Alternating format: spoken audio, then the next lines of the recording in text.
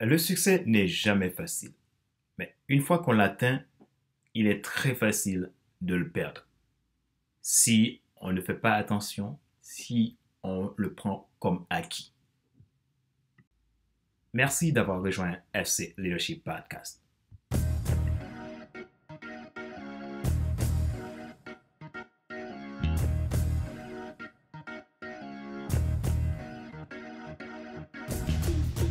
Bonjour, mesdames, messieurs. Mon nom est Fader Célestin, coach professionnel certifié RNCP, consultant formateur, co-auteur du livre Devenir enfin moi, en avant vers la route du soi, ce que tu dois absolument savoir sur toi-même pour enfin sortir du regard des autres et vivre la vie de tes rêves.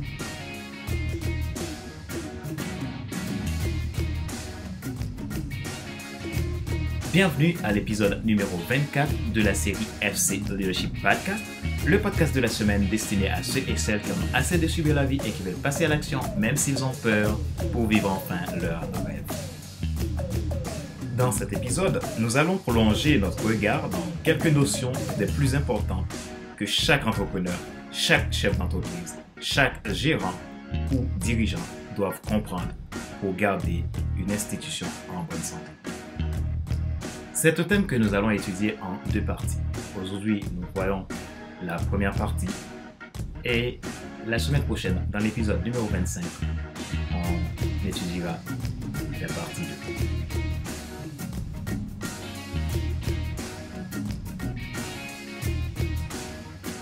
Comment garder votre business en bonne santé? Toutes les entreprises créées ont des cycles de vie et ils passent toutes par différentes phases, tout comme les individus. Votre business n'est pas différent. Jamais auparavant dans l'histoire, les entreprises pouvaient se développer aussi rapidement qu'aujourd'hui. Jamais auparavant dans l'histoire qu'une entreprise ne pouvait devenir désuète aussi rapidement qu'aujourd'hui. Les nouvelles technologies ont drastiquement changé la donne. Néanmoins, il est important de comprendre que ce que vous faites à chaque étape de votre processus entrepreneurial détermine votre santé, la santé actuelle de votre entreprise et votre potentiel pour l'étape suivante. Nous allons étudier 7 phases que peut connaître votre business dans cette première partie de ce thème que nous abordons.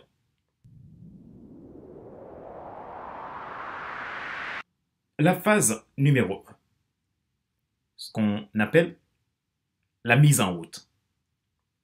Je le souhaite de tout cœur que cette étape fonctionne à merveille pour vous. C'est de loin l'étape la plus effrayante. À ce stade, vous n'avez aucune idée de ce qui va se passer. Vous chutez dans le vide, vous n'avez pas suffisamment de ressources, vous ne pouvez pas déléguer, parfois vous êtes condamné à faire tout et tout seul dans votre garage. Et si vous arrivez à engager un prestataire, vous n'êtes même pas sûr de pouvoir le payer après son service. Mais c'est le moment où vous devrez croire le plus profondément en votre idée, même si même votre mère n'y croit pas. Alors, que devriez-vous faire pendant la phase de démarrage?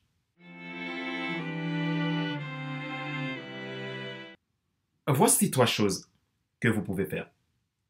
Premièrement, observez le pourquoi. Gardez-le devant vous et au centre de vous. Le pourquoi vous empêchera toujours d'abandonner.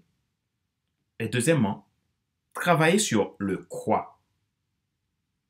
Vous avez besoin d'un business model viable et de l'argent, non pas d'un business plan flamboyant pour tromper l'œil.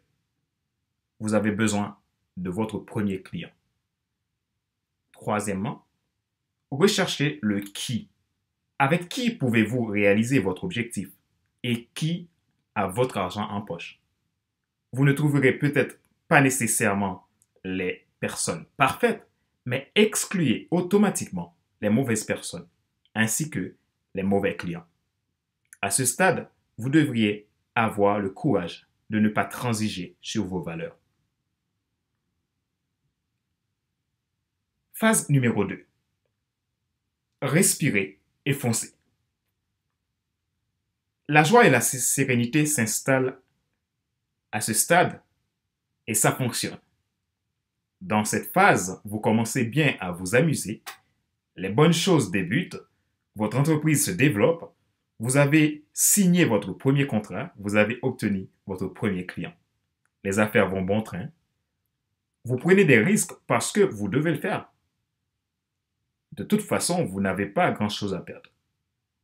Vous commencez à être accepté par les premiers consommateurs. C'est à ce moment que votre organisation crée des mythes et des légendes et des histoires que vous raconterez plus tard. Vous faites des trucs déments et complètement dingues qui semblent marcher pour vous et à merveille. Phase numéro 3. S'accrocher. Cela peut être plus difficile.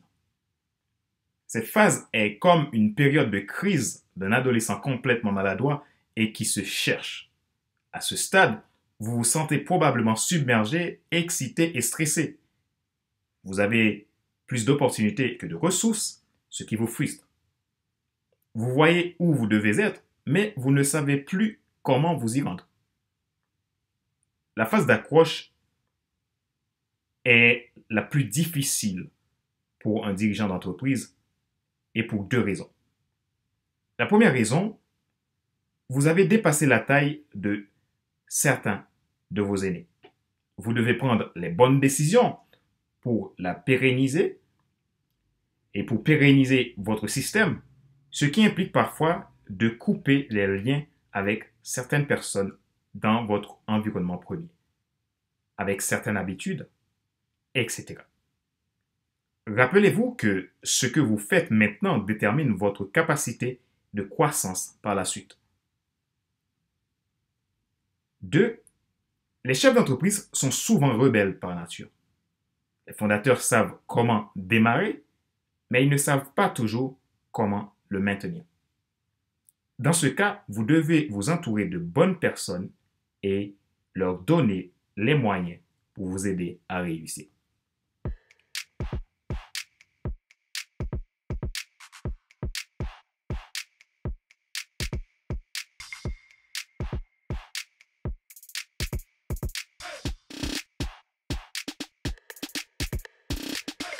Quelqu'un qui veut vous voir réussir et qui croit en votre projet est un bon ami à avoir. Recherchez ces personnes pour votre entourage. Au cours de cette phase, investissez dans des personnes. Créez-vous des systèmes et réorganisez-vous pour vous développer. Ce que vous faites dans cette phase détermine si vous allez poursuivre votre succès ou si vous pliez bagages et rentrez chez vous. Toutefois, n'oubliez pas que tout dépend de vous. Faites ce qui est nécessaire. Le potentiel est en vous. Phase 4. La zone de confort. C'est bien pour un temps de repos, mais faites très attention. Dans cette phase, vous grandissez, mais pas trop vite. Vous gagnez de l'argent et vous faites une différence. Votre business prend ses marques. Vos collaborateurs se sentent valorisés. Vous êtes équilibré. Vos systèmes sont efficaces et flexibles. Vos partenaires sont transparents et dignes de confiance. Vos valeurs et vos actions s'allient. De toute façon, c'est donc pour cela que vous avez travaillé, n'est-ce pas? Profitez-en alors. Mais ne le prenez jamais pour acquis. Car même dans cette phase, vous êtes aussi vulnérable que jamais. C'est facile de faire preuve de complaisance et il est facile de perdre le sens de l'urgence. Si vous ne faites pas attention, vous risquez d'entraver ce qui fonctionne et compliquer ce qui était simple auparavant. Par ailleurs, vous risquez d'oublier vos fondamentaux, d'où l'essentiel. Phase 5. Le tapis roulant. Cela devient plus difficile. Au cours de cette phase, le travail devient difficile. Toutefois, vous faites moins de travail. Mais il y a 3 problèmes qui se posent toujours quand vous vous trouvez à la phase du tapis roulant. Premièrement, les décisions prennent plus de temps pour s'exécuter. Les progrès sont plus lents. La frustration devient plus grande. Sur le tapis roulant, vous arrêtez de prendre des risques. Vous perdez de l'efficacité. Votre stratégie client commence à s'éroder. Les gens de votre équipe commencent à se soucier davantage d'eux-mêmes que de la mission. Les anciens combattants quittent l'équipe parce qu'ils perdent leur passion ou leur intérêt. Le territorialisme surgit et les normes baissent. Vous perdez la collaboration, la clarté, la concentration et le progrès. Phase 6. La pataugeoire debout. Ceci peut être plus étonnant que le tapis roulant. Je ne reste pas beaucoup sur cette phase, mais je vous donne quelques signes qui peuvent vous aider à comprendre que vous êtes dans la pataugeoire debout.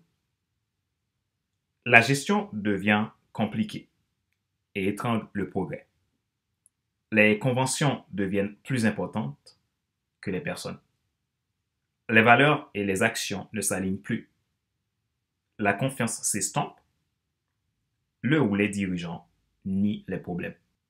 À ce stade, l'accent est mis de plus en plus sur la protection que le changement et l'ouverture. C'est la peur et la panique qui s'installent. Phase 7. Le navire coule. C'est un peu l'histoire du Titanic. Si votre entreprise est dans le tapis roulant ou dans la boue, vous devez avoir le courage de le reconnaître et de faire quelque chose immédiat pour en sortir. Vous avez déjà fait quelques ajustements. Cela peut être insuffisant. Vous devrez peut-être même recréer les choses, repartir sur les bonnes bases en reprenant l'essentiel. Dans une telle phase, cela signifie souvent que vous devrez simplement changer votre approche. En tant que dirigeant, il est important que vous discerniez la place de votre entreprise dans son cycle de vie. Si vous ne savez pas où vous en êtes, vous ne saurez pas quoi faire. Sur toutes les phases, les chefs d'entreprise veulent rester dans la 4e phase qui est la phase de la zone de confort. Mais n'oubliez pas que rien n'est acquis. Dans notre prochain épisode, nous verrons comment, une fois que vous y êtes, pouvez-vous faire pour garder votre business à l'écart du tapis roulant, de la boue et du saut du navire. Rappelez-vous qu'il n'est pas nécessaire de tout savoir pour être un grand influenceur. Soyez vous-même. Les gens préfèrent suivre un chef toujours authentique que celui qui pense avoir toujours raison.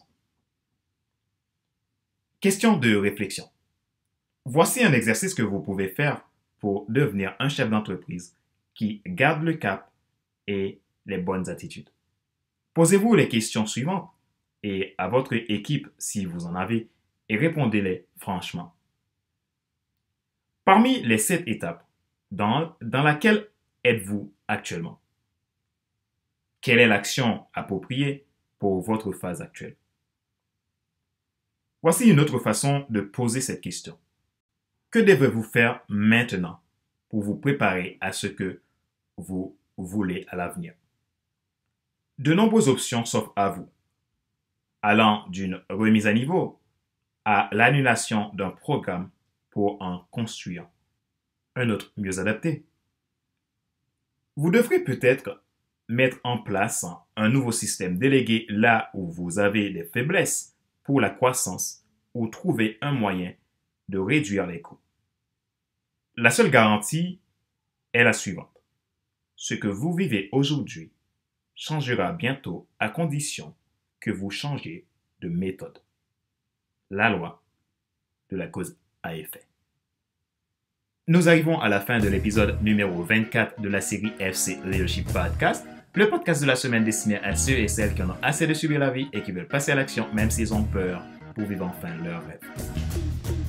Je ne cesserai pas de vous montrer ma gratitude pour votre fidélité.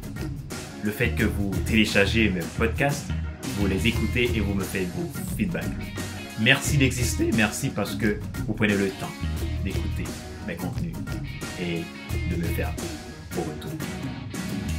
C'est toujours un plaisir de vous accompagner et de vous apporter ces contenus, les contenus de FC Leadership Podcast tous les mercredis et les contenus de Monday Motivation tous les lundis. Continuez à écouter. Si vous n'êtes pas encore abonné à nos chaînes YouTube et nos podcasts sur SoundCloud ou Spotify, Google Podcast ou iTunes Store, vous pouvez le faire dès maintenant. Vous pouvez télécharger les contenus, c'est gratuit et fait pour vous, avec joie et amour.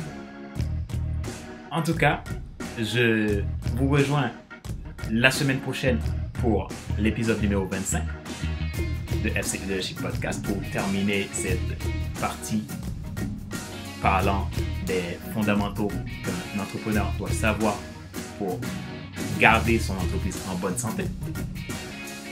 Et entre-temps, je vous dis, si vous souhaitez avoir un accompagnement, un coaching, vous souhaitez vous faire accompagner pour booster votre entreprise, développer vos stratégies entrepreneuriales, vous pouvez nous contacter à contact@fcelestin.com ou visiter notre site internet www.fcelestin.com.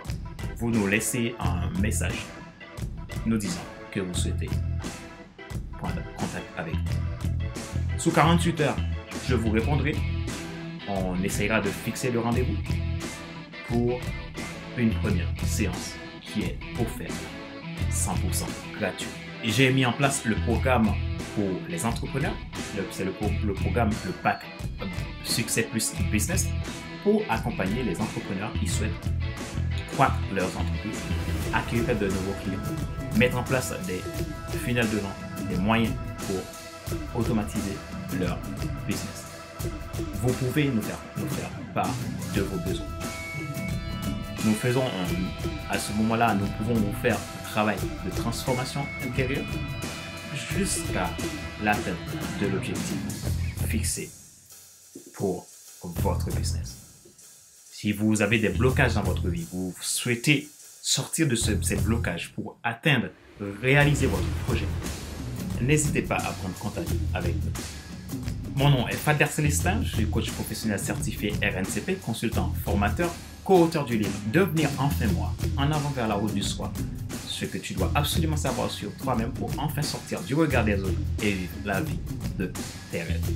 Ma joie est dans votre réussite et je vous dis à la semaine prochaine pour un nouvel épisode de FC Leadership Podcast. Bye bye!